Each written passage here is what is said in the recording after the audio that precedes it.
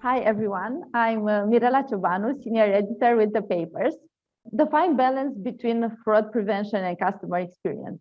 Boy, that is a real challenge these days in e-commerce, and that's the topic of today's interview.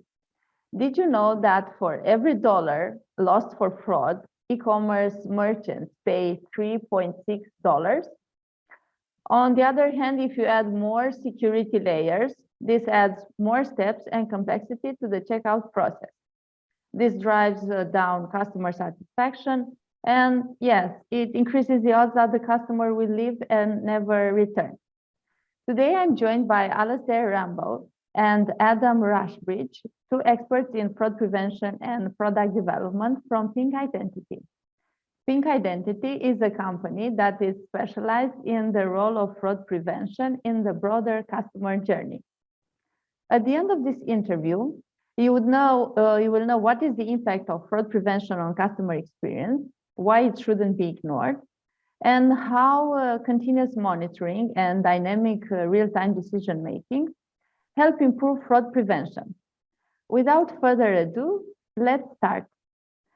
Alastair, Adam, nice to meet you. Hi there, lovely to meet you too. Alastair, what's been the greatest change for you in the last 12 months in the payment space? Yes, so a couple of things I think have changed a lot in the payment space in the last couple of years, I would say, since COVID. Firstly, fraud has definitely moved online as lockdowns have happened throughout European countries and parts of the US and Asia. Fraudsters have been less able to do in-person fraud, and online fraud has definitely grown. At the same time, there's been a lot of automation put in place because fraudsters want to be more efficient and want to be able to target more easily. And so what we've seen is an increase in the volume of bot attacks specifically, and then generally account takeovers, which are more and more sophisticated, leveraging more and more automated tools. Lastly, what we see as well is e-commerce physical good retailers have been the most impacted because as travel and entertainment has fallen, has come down a lot in volume, they've focused back on physical good retail, things such as clothing, electronics, etc. So that's the main change that we've seen over the last 18 to 24 months. Adam, could you please comment on Alastair's answer? Yeah, I think Alastair's absolutely spot on with regards to the fraud piece there. I think the other piece is around the convenience and the ways in which consumers behave now. So I think we've seen a wholesale shift from physical channels to digital channels, and I think in response to that as well, we've seen consumers become a lot more fickle and demanding in their expectations. So we see e-commerce merchants who are competing on customer experience and delivery, and all of these impacts of fraud that we'll go on to talk about, they can ultimately present barriers to the retail experience and drive consumers away. Okay. Alastair, now let's expand a bit on the impact of fraud prevention on customer experience. Why it shouldn't be ignored and how big is it? So it's very big. Some of our customers claim that friction can cost 3 to 5% of your revenue.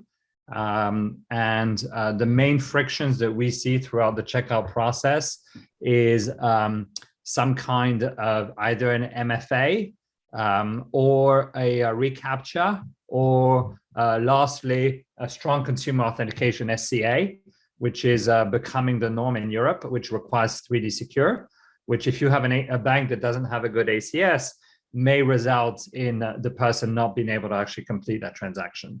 So those three things mean that merchants could lose, north of 5% of their revenue just because of the challenges that they put in place for consumers. Okay, but I think that's not all is gloom and doom, right? So Adam, with your experience in building products, please tell us what solution can we apply to improve fraud prevention? So we tend to talk about two things. So the best strategy when thinking about fraud is a multi-layered approach. And as we've heard, there are various means of fraud, right? We see bots, we see new account fraud, we see account takeover. And here we can't just look at one particular point in the user's lifecycle. We have to look across the entire user journey. So across that entire journey, we need to work out how we can both detect and mitigate fraud. And strong detection starts by analyzing the conscious and unconscious behavior of the journey across their entire life cycle there. You mentioned about conscious and unconscious journey. Could you please expand on this idea? I think it's the first time I hear it, the unconscious part. Maybe I can take that and explain a little bit about what the difference is. So conscious behavior is really what you choose to do as a user, right? So you choose to navigate certain pages, you choose to log in, you choose to check out, and you choose to type in your name, etc. A fraudster is going to have typically a very good understanding of the web page, but they won't be as familiar with the data on the page because it's not their data that they're leveraging. On the other hand, the legitimate user is going to be the other way around, where they understand the data really well because it's their data. They can type their name really quickly, but they don't always understand, the website itself because maybe they haven't tried 100 times in the last hour like the fraudster has. So that's the conscious behavior. The unconscious behavior is really, how you hold your mouse, how quickly you type on the keyboard, etc. And you can see what's human versus not human in those. So for instance, you don't type the same speed between each finger versus if a bot is typing, they're going to have exactly the same cadence between letters. Same thing on mice movements. If you see a mouse that moves in a straight line, that would be an indication that it's not a human being because you cannot actually move a mouse in a straight line, even if you try. And lastly, like on a mobile device, if you press one pixel, which is impossible as a human being because your finger's not, thin enough, and obviously a bot that has corners of a screen can touch one pixel. So those are the difference between the conscious and unconscious behavior that you can analyze throughout the session. And I'm thinking that based on this analysis, you can bring friction or not that much friction to the whole authentication process. So is it possible to minimize friction without opening the door to fraudsters? And if so, how? That's right. I think that's really the balance between detection, as Alistair's just been covering here, and then mitigation. And so mitigation is about how we adjust the user experience at these different points throughout the user's life cycle, right? So overall, what we're trying to do is establish trust in a user as they move through the application and ultimately purchase something. And we can do that in different ways. So here we were talking about different risk signals that can be provided by some of these different solutions. So we might be folding in different risk signals, say at the point of account registration or at the point of login or at the point of purchase, for example. And then as we're looking at those risk signals and there's both conscious and unconscious information, we're making adaptive decisions based on the user's behavior at that particular point in time, and we're adjusting essentially what's presented to them, right? We're directing them down different pathways as we trust them more or less. Okay. Maybe, I don't know, is it possible to share a relevant story with one of your customers regarding this different risk signals and how Ping Identity enables them to spot them? Yeah, so I can explain, for instance, we have a customer that's a large e-commerce physical good retailer in the clothing industry. And they constantly receive a large number of bot attacks. And bots really target mostly credential stuffing, which is I have 10,000 usernames and passwords, and I'm going to try them on many different websites across the web and see where I have a match in order to be able to do an ATO, an account takeover. And so what this merchant was doing is that because they didn't have a very strong bot detection solution, it was a CDN-based solution. They were basically providing reCAPTCHA to a very large number of users. And if you know what reCAPTCHA is, it's that 3x3 picture. And as one of our merchants was telling me, it's an American-based solution. And for instance, reCAPTCHA says, look for the trucks. And for a British consumer, that would be a lorry. And they don't know if it's a pickup truck, is a school bus a truck. They may not understand the dynamics. And so it creates a lot of abandonment. So if we can reduce the use, if we can have, as Adam mentioned, better detection, we can significantly reduce the use of friction. And if you know that reCAPTCHA has, again, that 3% abandonment rate, if you can reduce the usage by 80%, that's significantly, that's more than 2% increase in revenue just by having a better fraud detection solution, especially on the bot side. So that's what we're seeing, that really helps. It also helps because you can catch more earlier, which means that they have less ability to do damage on the back end. They may not be able to check out and do things that they would normally do if you don't catch them early, which is why it's so important to catch fraud the earliest you can in a session and not wait like they were traditionally doing in the past, wait for the person to buy and then you decide if you want to have fraud or not. And that's sort of the maximum friction, which is you have to decide to kill the transaction or not. And if you kill the transaction, obviously, and you're wrong, you have a very upset customer, and vice versa. If you let the transaction through and you're wrong, then you can, you're exposing yourself to a chargeback. And so all of those mean that the user experience will be better with better and earlier mitigation. So in a way, you kind of anticipate my next question. So you mentioned catching the fraud earlier, also having better fraud detection solutions. Adam, the $1 million question. So how can e-commerce providers strike the right balance between secure and seamless online experiences? Yeah, that's the big one, isn't it? That's why we're all here ultimately. I do think it is increasing the focus on trust and safety and working out how to have an adaptive experience based on what we know about the user. So we've spoken here about how we can gather more intelligence about the user, across their life cycle and what they're doing.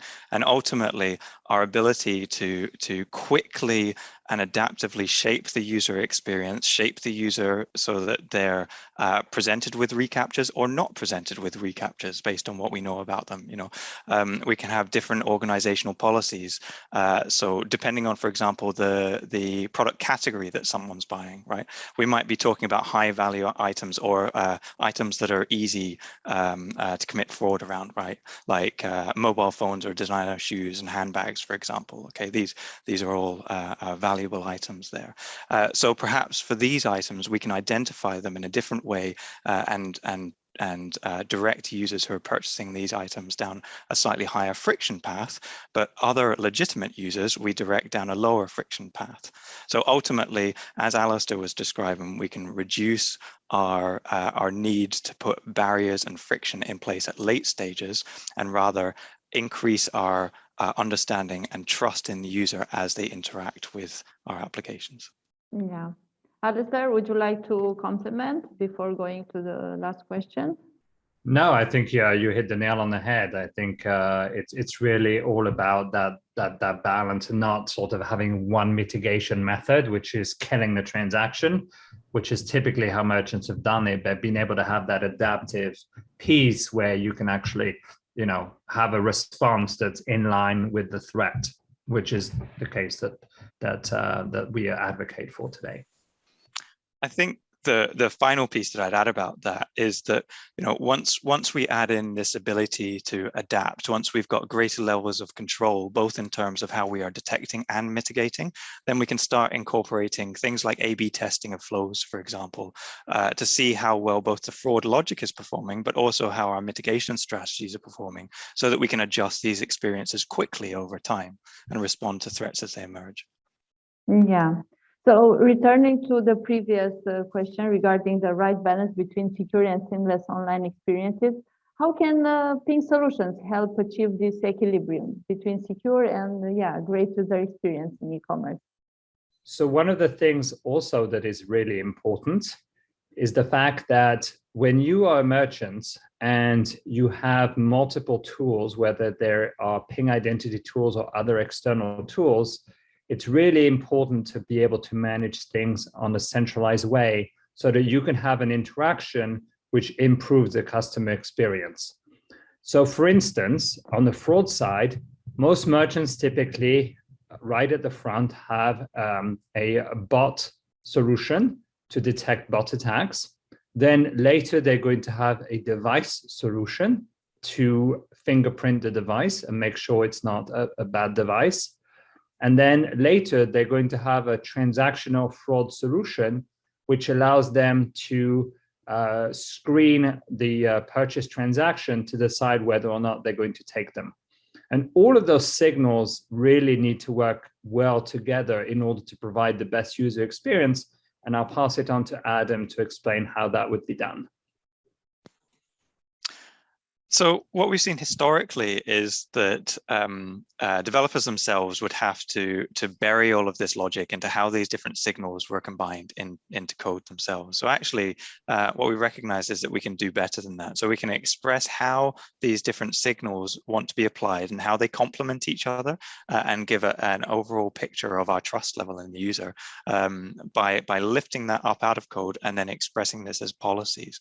And these policies allow us to determine, you know, how we will combine, for example, our bot detection and device fingerprinting and transactional fraud information for this type of user or for this particular part of the journey. So we might be doing something different at the point of account registration as opposed to at the point of payment and transaction, for example. And by lifting this out and centralizing these different signals, and there can be a number of different signals that are being assimilated from across the organization, ultimately we can help the business go faster and adapt as they bring in and bring out these signals over time. Thank you both for sharing so many insights on how to balance fraud prevention and customer experience in e-commerce. And we invite you, the audience, to learn more about these topics by viewing Ping's Identity webinar, Balancing Fraud Prevention and Customer Experience. You can find the link to the recording posted on our page. Thank you, guys, and we look forward for a follow-up for this interview.